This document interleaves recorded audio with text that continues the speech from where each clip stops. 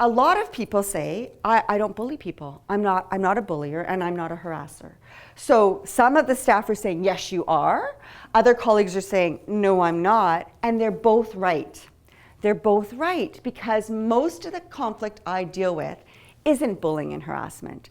It's disrespect, it's inconsideration, it's disruptive, and it's completely unacceptable even if it isn't bullying and harassment.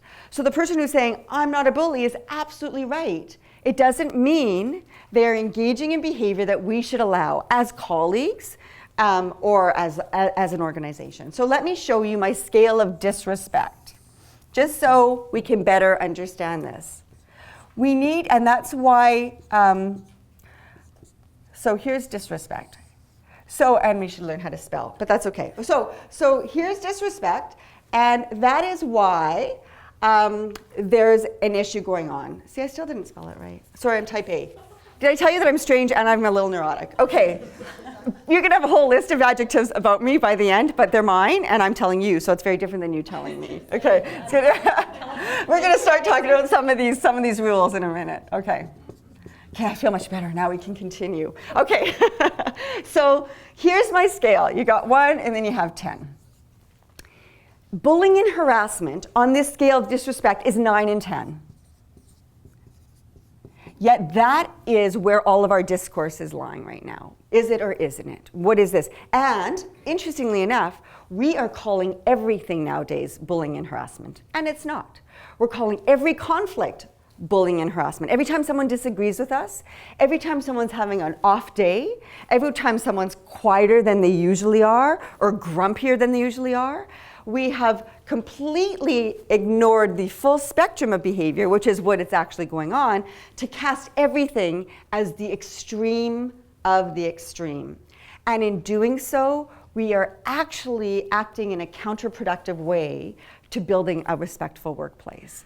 Because as soon as we label people as bullies and harassers, you are going to get a shutdown of them.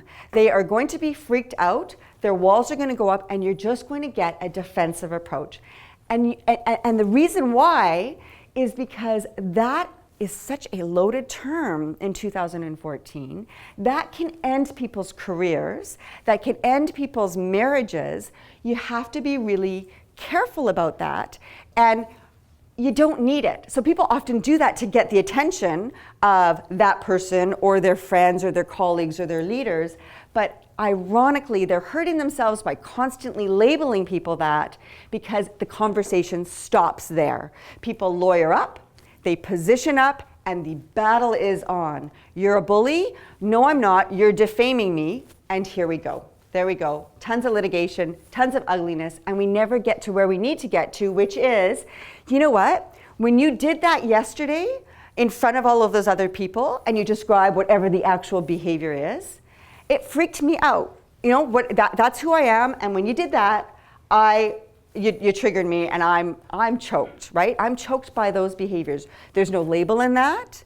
There's ownership in that, and there's a specific example of behavior that caused your reaction. Far more constructive, and it's not happening. Instead, we go quick to judgment, quick to labeling, and then we wonder why there's no resolve to our concerns.